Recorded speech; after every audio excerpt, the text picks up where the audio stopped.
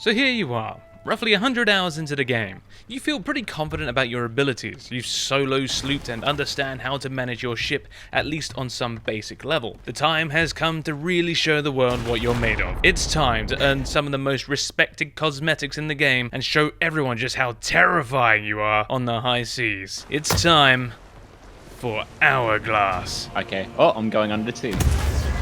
Going under. Don't go. And you're sunk. Well, that didn't go very well, did it? Let's try again. Oh, okay. Maybe one more round? There's definitely a pattern forming here. Welcome to Hourglass, where the skill gap is so wide that you're either a god tier cannon shot. Oh, I balled him as he came over.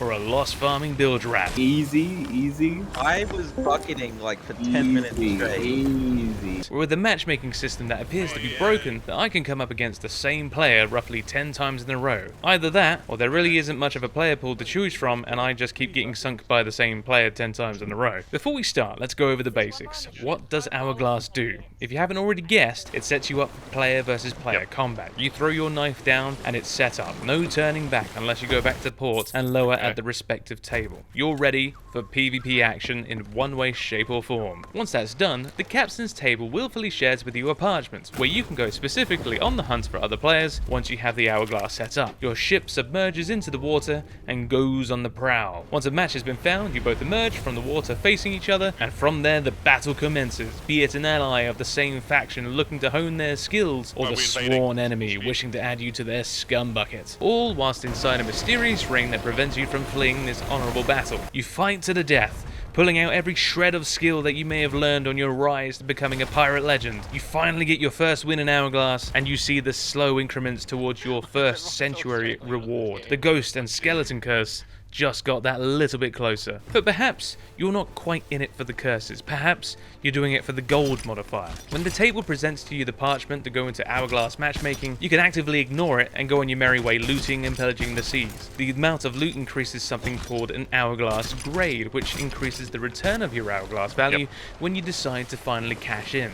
Stonks, basically. There is a catch, of course. You did sign yourself up for PvP after all, which means you'll eventually have to defend yourself at some point or another, whether it's from an invading ship or a ship on the same server. But if you do manage to successfully sink them, it increases the value of your Hourglass even further. However, if you sink or decide to dive for some reason with a full stack, all of your hard work will be washed away. The Hourglass experience is a stressful one. If you're wearing a smartwatch, get ready for it to ask you if you need emergency care because your blood pressure is about to skyrocket. Everything you feel you have learned suddenly throws itself overboard and you start to experience how real combat is handled. It can easily become a battle of attrition in more ways than one. Whether you run out of supplies and both ships are racing to see who can keep their own ship afloat the longest, or somehow both one-ball each other onto the Ferry of the Damned whilst both ships are considerably damaged, you start spamming the bucket animation in preparation for your big save. An equally skilled match can be quite satisfying and enjoyable. You learn a lot from your big saves, repairs and cannon aim, but the waves of some of the matches will throw you off so hard that you will start to question whether you were any good at all. It really is a skill issue thrown in with elements you didn't even think you had to consider. But these skilled fights aren't the ones that you tend to remember, at least not myself anyway. It's either the really stressful ones, the hackers, someone claiming that you're the hacker, or the ones where you beat massive odds and came out on top. It's when you find other players that are just not willing to play ball, or have their own agenda entirely, like a bit of sky-soaring team deathmatch, or simply just keeping their ship out of range whilst you try to gain on them in every conceivable way and nothing is happening, whilst they're also missing the board every single time. If they were farming for Hourglass reputation, it's arguably the least efficient way to do so. If you're as stubborn as I am, you also have this annoying habit of not leaving until the game is truly over. So you're in there sometimes up to hours at a time for one single match. It's games like these where it becomes the least productive and simply no fun. That said, if you can rope in a passerby to help you out with some problematic players, that's just the icing on the cake. Predominantly, these kind of matches tend to happen in solo sloop Hourglass. Whilst some would argue that this is the best place to get better at the game and there are plenty of players in there looking for a perfectly normal fight, it also seems to attract a lot of the time wasters. If you're tired of sinking alone, why not sink with a friend or two? Misery loves company. Hourglass comes alive on community weekends because people are specifically trying to push for the bonus reputation gain to get these coveted curses. So it's a great time to get out there and make a buddy or two and partner up. Hourglass matchmaking, however, is a fickle beast. You have to be on the right stamp, which I understand that is the right regional server at the right time of day. Otherwise, you could be in there for such a long time with no games whatsoever and thinking that the servers are completely dead. Some people are able to manipulate these stamps where so they can cover different regions, or whole crews launch single ships off of themselves to cover more stamped grounds, but it tends to be a similar issue with most places, at least in the OCE, where you end up combating the same crew time and time again. And when you come up against people who are currently farming for either the gold curses or for some insane reason for level 9,999, you know you're in for a bad time. The skill gap is so astronomically high, I can't imagine it's fun for these players either, albeit good target practice for them. We tested this ourselves. You'll find plenty of solo sloop matches with no issues at all, generally speaking, although even duo sloop can seem dead at times. But if you go into brigs or galleons, it tends to be just one other crew, and to really emphasize this, me and a group of friends decided to fire up a series of solo brigs and solo galleons to see how quickly we could match ourselves. This is where I say it gets finicky with the matchmaking. One day I matched up with Tommy Shomi, no issues at all, every time with no other ships to see on the waters for a whole hour, but at the same time, Nom, who was also diving on a solo brig, wouldn't get a single match with either of us. We tried forcing this to happen where Tommy stayed above the water and myself and Nom were underwater for a solid 15 minutes and still didn't get the match. Then Tom dived, I matched with Tom. In fact, Nom ended up randomly invading another startup brig, who then consequently scuttled. The next time around, it was Nom's turn, and Tommy Shomi couldn't get a match with either of us. We went through the rounds of ramming each other off the seas, and Tommy was underwater the entire time whilst we set up again. Unlike Nom though, he didn't get even a match to invade. I ended up matching with someone else in Singapore before I ended up matching with Tom. And this is where it comes back to me banging on about getting a community Discord where you can organise matches between each other and other crews for a good honest fight. Or at least hope you can, if you're on a similar server stamp. And this is where the dumb fun comes in, and you have a good time just smack talking each other off whilst knocking each other's lights out. It's arguably the best part of the game, when you know the other crew you're against is giving you an equal run for your money whilst having fun. They're about to go down. Oh, they're about to go down. They're done. GG, no. Nom, you smell. Yeah. There is one thing I want to talk about though, the Hourglass community. As diverse and trolly as it can be, seem to covet these curses so much as if it's a staple of skill, whilst there are floss farmers out there running with the very same curses. Arguably now myself included after the tests we just did. Ahoy! Now loss farming is a really slow time. I wouldn't recommend it. You just basically go in, sink, and go again. And the increments to your reputation are incredibly small. But arguably, it's still faster than you dealing with some of the time wasters and the other players you keep getting matched with. My issue isn't with the fact that the Hourglass players want to protect their own bragging rights. They can do that with each new colour of skeleton bones they get.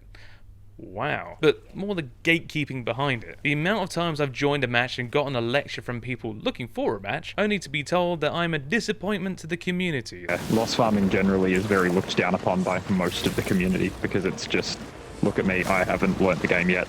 Loss farming requires no skill, my reputation on YouTube is on the line. I really couldn't care any less. I've got nothing to prove and just looking for a bit of fun. The irony in all of this is that the people that are giving me the lecture would have had to change their stamp again because the servers they were already on were dead. So they bumped into me, the only player on their stamp, and I'm just trying to find someone to have bants with. All I wanted was to see the Reaper's lair and behind the door next to the Pirate Lord, and I had to get the curses to do it. You're damned right, I'm gonna work smarter, not harder. The Hourglass grind feels like a complete abuse and disrespect of your time, especially when your main goal is the story aspect of the game. It feels like you're going through an abusive relationship, constantly being battered and insulted over and over again, only to find that when you finally reach your goal, you're far too exhausted to actually enjoy the glory. Fuck. Shivering. Dude, that was stressful. On top of that, is an area with added story elements intrinsic to the game, and honestly, if you were to tell a new player that this is the big staple cosmetic of the game, you'd have a hard time, right? A shade of green and a 3DS Max animation rig? My complaint here isn't actually against the players gatekeeping, but rare hiding content behind a PvP wall, content arguably intrinsic to the main story. And obviously, Safer Seas out now, I feel it would make a stronger emphasis on people wanting to experience the story alone, and they would probably get their soul crushed in the impossibly larger skill gap that is Hourglass. You base movers. But that's a rant for another video. With that, however, if you happen to know someone out there that already has the curses, I later learned the hard way that the ceremonies are repeatable. So if you're not fussed about the curses and just want to experience the PvE story element kind of thing, just go get your friend to do it again. If there is anything that you should take away with this, Hourglass is great fun. Whether it be with friends or against friends, if you manage to match up with them, but it's also rage-inducing. Don't stay in it for too long for your own health. I feel like there are way too many variables to consider, and it will definitely not be everyone's cup of tea. Sod anyone else telling you that you're playing the game wrong, and just have a good time. And if you keep running into the same lost farmer, maybe work with them. We're all in it for a similar reason, and that's generally the curses, cosmetics, and a small few of us for the lore. This is the sort of champion. Oh, never mind. But lastly, consider this as a petition to allow us to have private PvP matches. I'd be happy to have the limitations of the ring boundary and no real progress made just so me and my friends can get together and mindlessly blast each other out of the waters and hopefully learn a thing or two. I actually find myself agreeing with the TDMers all those months ago who were just looking for a bit of gunplay without anyone disturbing them, and then me and Non decided to blow them up with kegs. So go do Hourglass for a bit, get your mates to join you, dip in for a bit of fun, dip out if it gets too stressful, take full advantage of any bonus rep weekends that come around. And please, feel free to save me from my sinking ship. I am so bad. God. Yo-ho, yo-ho, it's Hourglass for me. I sink, I die, I have a big cry, I make a cup of tea. Lost farming again, I'm making a new friend, and now on a 10-winning streak. It's Hourglass for me.